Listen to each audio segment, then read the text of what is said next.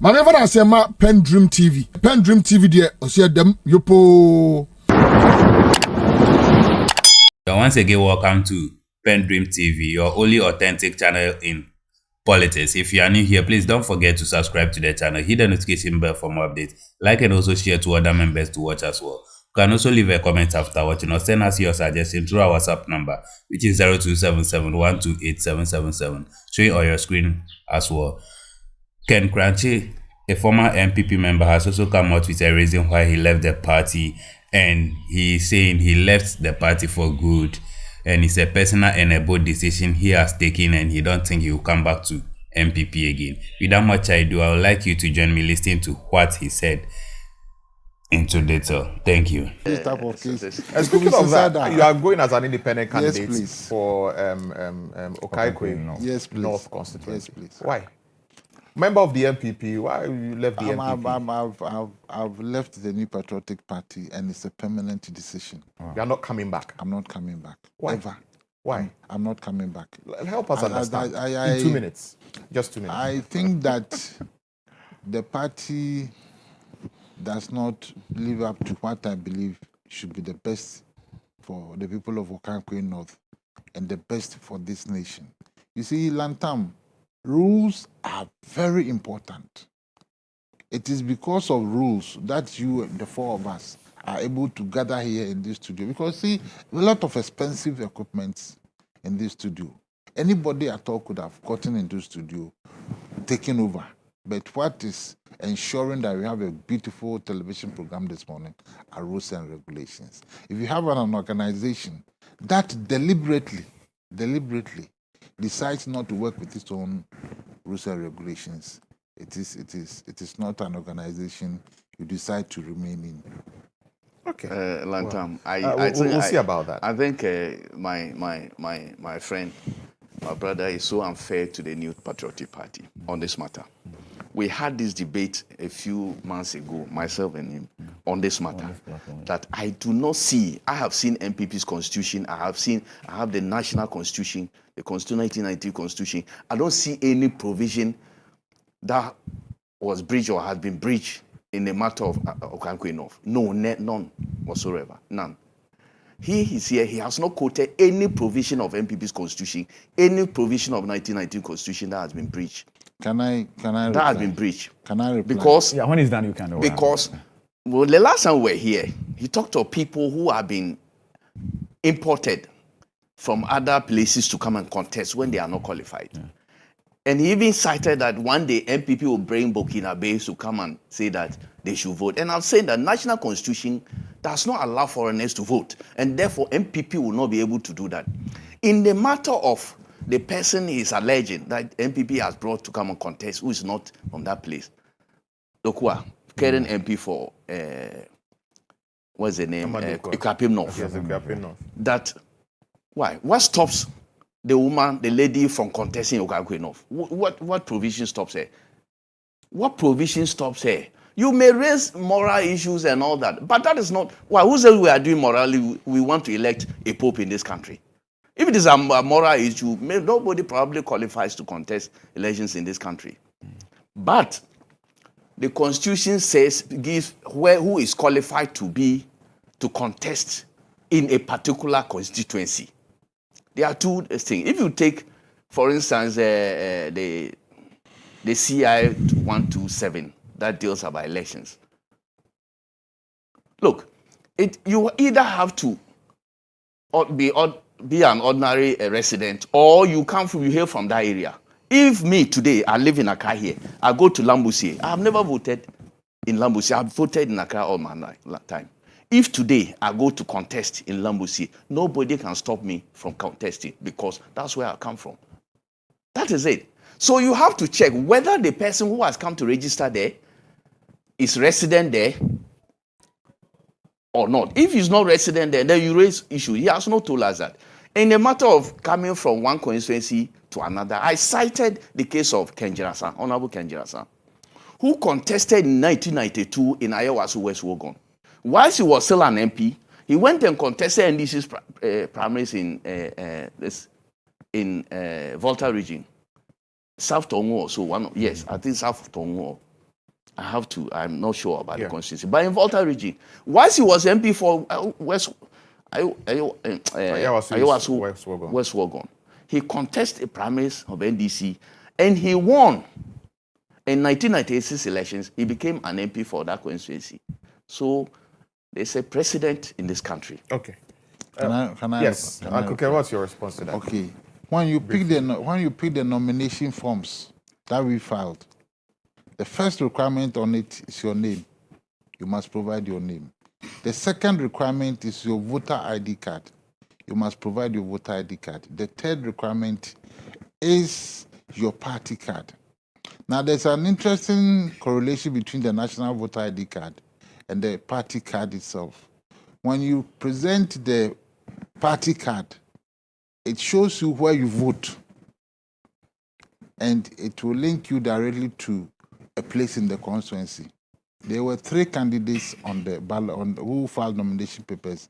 They did not provide their party card, and they did not provide their voter ID card. If you don't provide those 2 requirements, your nomination form is not full, and the party is not supposed to accept it. That issue was waived. The issue of party card was waived. Before filing. Wait. You see, wait. It is not. If you set rules, and then everybody's obeying the rule. That is why I'm saying that I don't want to belong to that land. If you set rules, everybody is supposed to obey the rules, and other people obey the rules, and other people decide not to obey the rules, then that is the rule of the jungle. I don't want to be in a jungle. So if you don't have those 2 documents before you file and nominations close, your document is supposed to be rejected. 3 people didn't meet these aspirations on the document. Now, the National Constitution says that you must be resident in that area the past 5 years out of the previous 10 years. The party itself says that you must have... No, the National Constitution is 5 years. The National Constitution is 5 years. The party itself says that you must have contributed to the party in the constituency for 2 years. These people I'm talking about, some of them came in July of that year, when we were voting, 2023. And some came in February. They have never paid party dues in the constituency. Never paid party dues in the constituency. Now, you say that fairness, even out of fairness, if somebody contributes for all this time, and the day comes for us to look for officers, and then in February of that year, people who have never paid dues, in July of that year, people who have never paid dues, they come with documentation that is not fully set, which therefore requires that you reject their nomination. You accept them, and then they win. I'm saying that from that experience, I don't think that there is any need for us to keep on talking and say, oh, it's a party matter, blah, blah, blah. There are laws in this country. You yourself, apart from the national constitutional laws, you yourself set laws and regulations. Obey your own laws. Otherwise, we live in a jungle, and frankly, you don't want to be part of that jungle. I will not be in that jungle. Okay, well, we wish you all the best, Uncle Ken, in your endeavor as an independent candidate. Let's get into the rest of the issues, shall we? Let's get on to the rest of the issues. We've been talking about the registration exercise which the EC is currently conducting, which has been fraught with all kinds of network challenges, and it's been quite difficult for people to get themselves onto the electoral roll because of that. Prior to this registration exercise, the EC had told us that they are set, they are prepared, everything is ready, there aren't going to be any hitch-ups. And then we get to the very first day, there are network challenges. And, 3 days into the registration exercise, the EC is resorting to registering some people offline because of these same network challenges, and it's raised a lot of eyebrows. Ibrahim, let me start with you on this particular subject matter and all the issues that are arising as a result of this limited 21-day voter registration exercise. Well, so I'll be very snappy on this, and because I think the points are belabored. The EC had opportunity to prepare enough for this. This is not the first limited registration exercise that we are experiencing. Before the district level elections, there was a limited registration exercise. The problems are the same. Network challenges, issues, this time around, issues of electricity supply, even though we're told generators had been procured and put on standby. We still had reports of power challenges in some registration centers. You talk about malfunctioning BVRs, or BVR, but that's biometric voter registration kits. We thought at least those lessons had been learned. And then we went for the district level election, where people had to wait and vote later in the week. And if you remember, many people who were engaged kept saying, let's hope this doesn't happen on the election day, December 7th, right? So we said that at the limited registration exercise period. We said that at the district level elections. And then we now had an opportunity to conduct another limited registration exercise. The EC had informed all of us through a press conference, Jane Mensah herself, that all was set.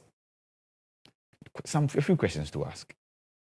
Was there a test run done at these various registration centers, or the EC decided to just do the test run at its head office, which is in the capital of Accra, which obviously will have a stable internet connectivity as compared to the hinterlands where they are supposed to deploy these gadgets? How come these problems keep recurring? And once again, we've heard people say that, let's just hope this doesn't repeat itself on December 7th. What if it does? Because we've said that 3 times, and here we are, it's repeated itself. Fortunately for us, the EC has 21 days to conduct this exercise. So it can remedy the problems as we go. Reason why 2 days ago, a statement was issued that now all the registration centers should resort to offline registration, offline mode. And Lantam, let's break this down. When we talk about offline, offline means when you get to the station to be registered, the registration center to be registered, your details are taken, your biometric details are taken, you are issued with a card. But there is no system that your data could be uploaded to in real time. So many people will have to be registered. Later, the data will be put on a drive and then uploaded onto the centralized system. In that instant, double registration cannot be checked instantly. They will have to rerun the system again to determine that people registered double or triple or what have you.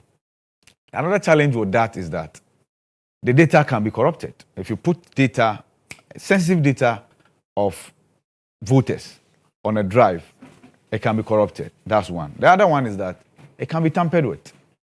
Imagine a Sansi Bontufu registration center. After a day's work or after a week's work, everything is put on a drive. It's supposed to be uploaded. Then somebody hits Control A, delete. It's gone. You have the physical card as Lantam Papanko bearing all your details, but your details are not in the system. It's a possibility because we are registering offline. Unlike online, which will automatically upload your data onto a centralized system. So the EC knows this. That's how come we're making progress. See, you know, the process we have reverted to is no different from the process that Afarijan used. It's no different from the process that Afarijan, but we are supposed to make progress. We're actually spending money procuring biometric voter registration kits. And it's not taking feed. So the least we can do is to get it right. Like I said, my challenge is with the children who have been asked to come home. They were originally supposed to come home for 4 days to register because some of them have turned 18.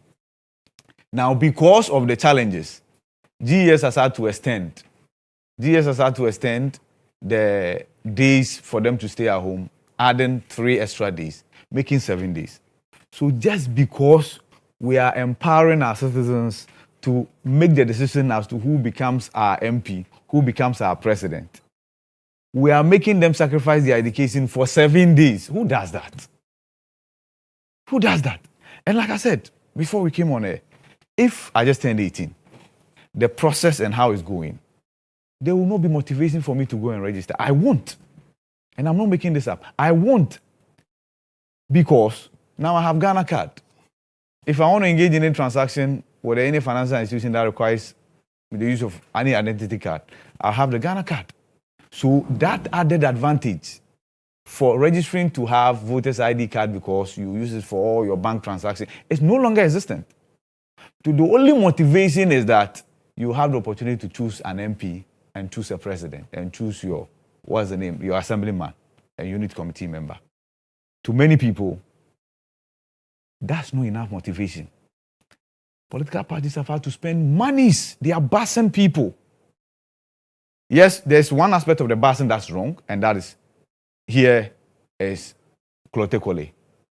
If you are busing people, bus people from within Klotekole to come and register within the same enclave, that's no problem.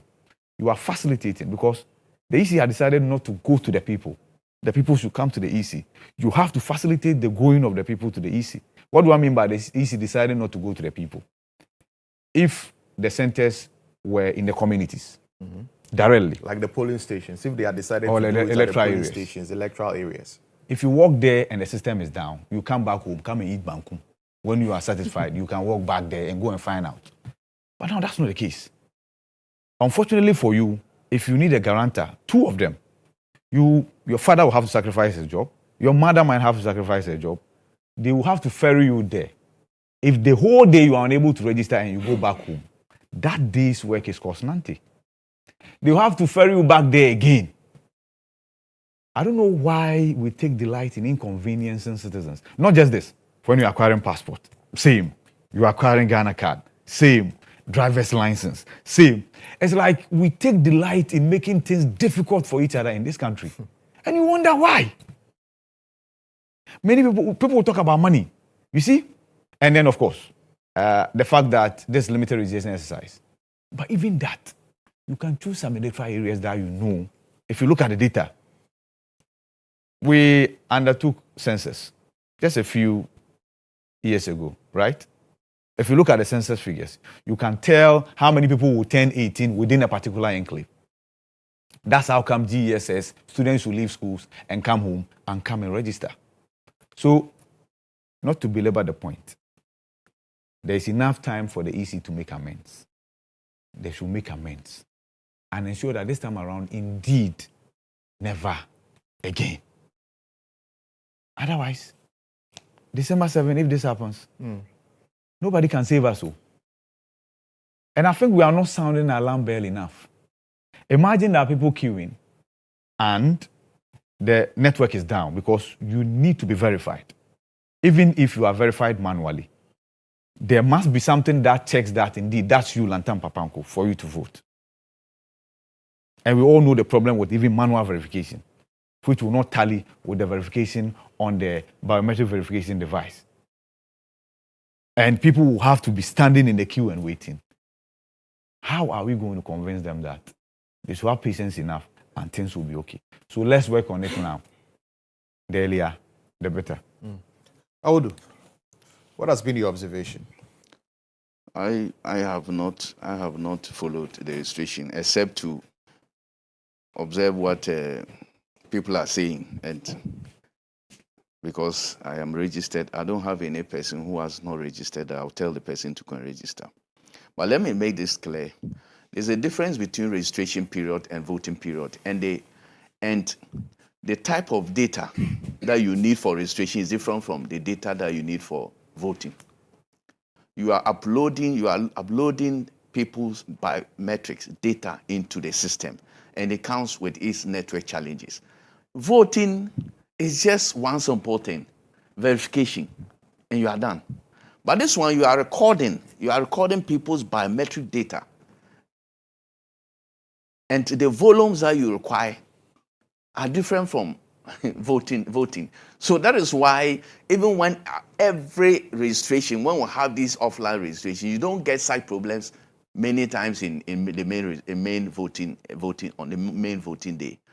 So because they are completely different set of issues. Address your mind to the district level elections. It was voting. the challenges Now what? were during the voting. There were many areas that couldn't vote. Yeah. Because of? Challenges with the biometric verification devices and some other challenges. That's the point we are making. Yes. But It's not like we are the talking of exercises are the offline. same. No, we are talking of offline. Yeah. We are talking of offline. Offline. And I'm saying that this is not the first time EC is registering No. offline. It's not the first time. And you see, unless we are saying that EC is deliberately going offline, or they are deliberately sabotaging their own network system, their network.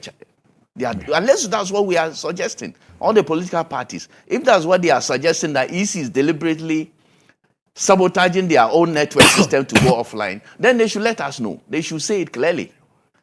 Otherwise, even Momo, sometimes you go to send your Momo through MTN, Vodafone, they'll tell you there are network challenges. We were talking about, I heard you, Ibrahim, you were on radio talking about ECG and hacking and all that. Wasn't no network challenges that you go to buy your credit, Yes. your prepaid, you go and there are network challenges you cannot buy. These are internet challenges. Why? Why will you blame EC for internet challenges? Because he selected the He selected what? The provider. What of those who provide the network themselves when they have challenges? What of MTN? Do they select people for their internet services? Vodafone, do they select Telecel people to provide internet services? This is a special exercise, and it's a very crucial my goodness. exercise. Internet challenges are, look, the whole world, even the advanced countries, there are sometimes internet challenges. Even the most sophisticated economies, there are internet challenges. But they are resolved So on time. let's talk of how to resolve the challenges. That's what we should be talking about, not blaming that EC should have known. Why? You prepare something and when the thing happens, you say you blame the person. You think that they have not prepared that. That is why even in their statement, they said that they could be offline because there are places that they may have internet challenges. Didn't they state that in their statement? But now it's general offline, everywhere offline. I've sent you that statement. So internet challenges, that is the thing. So we should look at, okay, let's EC also come out to tell us the network, the internet services, service provider they have procured. Yeah. And if it is the network, then we better warn them not to seek the services of that company again. Yeah. That's what we should be doing. But I am very confident that the numbers, because EC is also using the population census figures to be able to know which people will be turning 18 by this time. And that's why they are quoting about 630 or there are 1,000 thereabout for them to capture. And it will surprise you that within these few days, we may even capture more than the number that they have anticipated. Exactly. And you see, one thing about voter registration, people are talking of offline uploading and all that. There are many processes when they register. When you are registered, political parties, if you are, they are talking of missing BVDs and all that. Look, if you're a political party, maybe the offline may change the system. At the end of every registration, you know, there's a printout for every political party. Even if it is offline, you record the number of people who have registered at the various political districts. At the end of it all, they give you the total number of people who have registered at that particular center. It's given to all political parties, whether online or offline. The number of registrants are given to all political parties. So if you're a political party, you should be able to record the number that has been registered at the end of the period, voting period, so that you know the number of the registered voters in the current one. So if they are adding a particular number to that, then you know that this is a total number of people in the register for election. Mind you, after this will be exhibition, voter exhibition. After voter exhibition, they will give all political parties, how do you call it? Soft copy. Soft copy. They call it, before the final one. Okay, provisional register. They will give you to look into it, iron out all the places that you think that there are problems. You will alert the EC. You have an APAC meeting. They will iron out all these differences. And then there will be a final register, and that final register will be given to political parties. That's what they will all use to work on. In the matter of busing people say People are busing people to constituencies to register. Look, political parties do it all the time. If I am a candidate, I'm standing as an MP for Lambusi, and I know people are from my area who are in Accra and they want to go and register. It is my duty to facilitate the people to go and register there. There's nothing wrong with that. There's no law. Except that if you are taking the people there, the people, if they are not qualified to register there, that's a problem. But if they are qualified to register and you facilitate their movement to that place to register, there's no law stopping you from doing that. That must be made clear. So this buzzing of people are protesting. Why? The first thing is in person, as the law stipulates, is a person resident there? Does the person live there? They talk of ordinary residents. Does he come from the place? These are the requirements. If all these requirements are met and you facilitate the movement of the person to that place, there's no labalu about it at all. Okay. There's no question of whether the person qualifies or not, or whether the person cannot be transported to the place. Uncle Ken, let me bring you in now. Well, many years ago, I formed an organization that was targeted at making the Electoral Commission as transparent as possible. Where we are today, it should be possible for this whole building to be made of glass, so that when somebody is walking on the street, you see the person. You can see the person. Yeah. It is necessary. I just heard this issue about generators and procuring a company to provide internet services. Mm-hmm. I find those two. I don't know about that. I don't know about. I find those two. It is IB's. But how will the EC get access to connectivity without offering contract to the service provider? It may be the normal service provider. It may be Vodafone, Telecel, MTN. Just a moment. I'm not an IT person. Just a moment. On all my phones, I use MTN services. Yeah. In my offices, I use Vodafone broadband. Telecel now. That's a service provider you have opted for. Modernize myself. Yes, Telecel. I use Telecel broadband. Yeah. Now, if the devices are connected by broadband, they would require connectivity using Telecel or MTN broadband connectivity tools. Exactly. Yes. Beyond that, I would find it very problematic if the Electoral Commission were to say that it engaged in an individual contract with a service provider to provide specific internet services for its facilities. Outside the Electoral Commission were to say that it contracted a specific service provider. Are you following me? Yes. I'm saying that I use Telecel broadband facilities. Yeah. So, for the sake of uniformity, the Electoral Commission can say that these facilities are going to use either MTN connectivity processes or Telecel connectivity processes. I think that those are the two providers with the biggest backbone in Ghana. You are most probably likely to get their services across board anywhere in the country. But so if beyond that they were to say that they found it necessary to contract somebody specifically, I would say let us look at the necessity for that argument and whether money is not just being an opportunity is not just being made for somebody to take away our money. That is if they have done that. And that is if they have done that. That is if they have done that.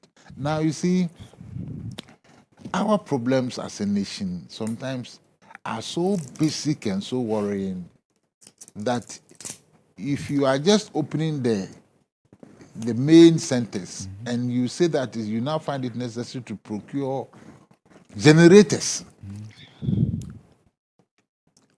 then you would ask yourself why the necessity for generators, and then they need to find money to fund that exercise.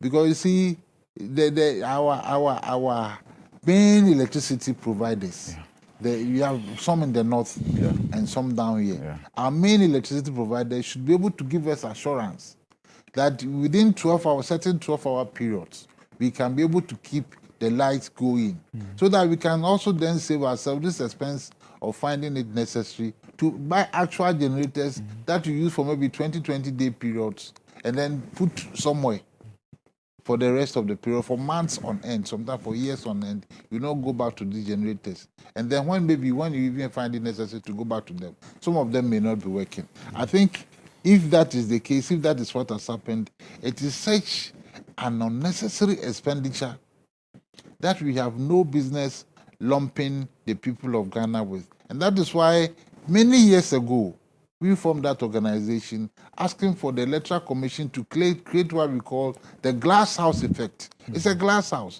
Anybody person can look at the Electoral Commission. Now the transparency. Now the Electoral Commission, it is time that we told the Electoral Commission that it is not for itself. It is for the people of Ghana. So it has a duty, a responsibility to, as much as possible, make its activities so transparent and seek as much consensus from NDC, from NPP, from the smallest player to make sure that there's general acceptability. Now you see, this nation, beyond the petty problems that come, it's a nation that has decided that it will not apply common sense. Simple common sense in how it does its things.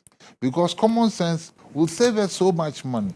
When I give birth to a baby today, I know for a fact that if the baby reaches adulthood, the baby would vote. Is that not so? Is that not so? Now we have an organization in this country called Births and Deaths. Births and Deaths. When they started talking about national Ghana card, I have raised this issue and raised this issue, and we have spent hundreds of millions of dollars or cedis on Ghana card. When all that we had to do was work on the Births and Deaths Authority. Is it an authority now? Registry. It's still a registry. Because we like naming things authorities in this country. It's a registry. Work on that institution. Have it in every village. Digitalization, but it's not in every village. Have it in every village. Digitalized and biometric. Have it in every village, so that when you are born today, you are entered into some type of public system. And then we track you. 18 years, you're automatically due with a voter ID card. Sure. That way, NDC and NPP have no reason to say that this person is 18 was or 16 or is a 15. Burkinabe. But that's the plan. That's the idea for this whole digitalization drive. Yeah, that so will get to a point where we can actually going on. right? Now it is for us to work on that process and for us to say that agree. Because the problem I'm having is that even when that project matures, MPP, depending on who is in power at that time, somebody will accept, somebody will oppose. We seem not to be able to reach consensus on certain things that are so national. And then we also have this habit of seeking to score limited political advantage over long-term goals that will take the nation forward. Classic example is the institution we set up to do the so-called Ghana card. That institution, if we had invested in the birth and death registry, that institution would not have been necessary. Only that it would have taken time. You understand? It would not have been 4 years. Right. So we need to, as far as I'm concerned, we need to go back. If you were doing the proper thing, we should have opened every single polling center in our nation. Because of voting day, we open these polling centers. Is that not the case? So we open them up. Because it is closer. Yeah. And it's also better to monitor. Because you see, the people with the means to send monitors there, the monitors will live in the community. And then the EC officers, some of them will come in the community. This issue of busing, we know our neighbors and their children, and it's closer and more convenient and that sort of thing. You see, and then the issue of Bassam. As I talk to you, players are in heavy battle because you are going to take them from Ayawaso to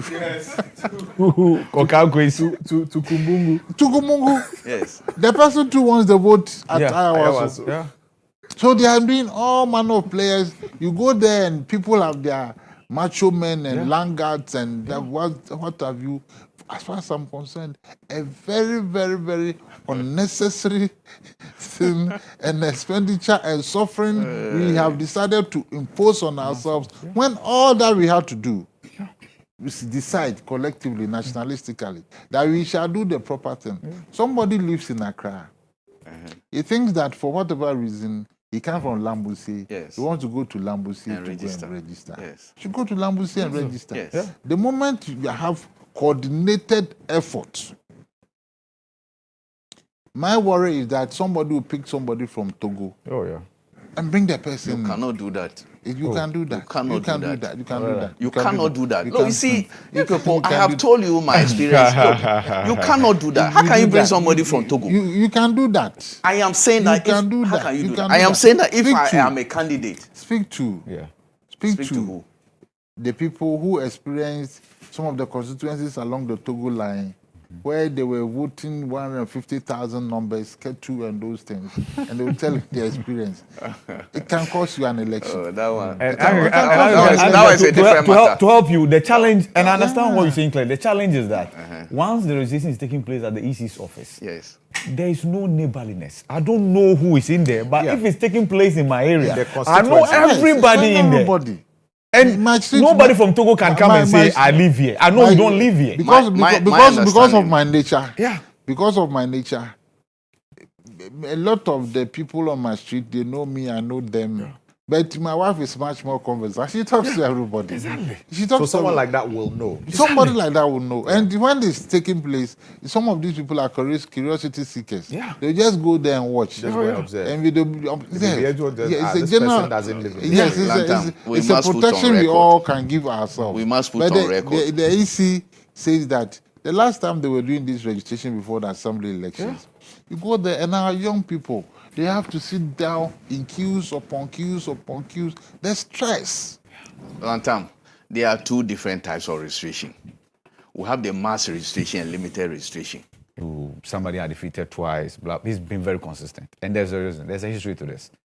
When the president, then candidate Akufo-Addo, lost in 2008, his people heaped the blame, a chunk of the blame, on President Kufuor, that he did very little to ensure that the party retained power.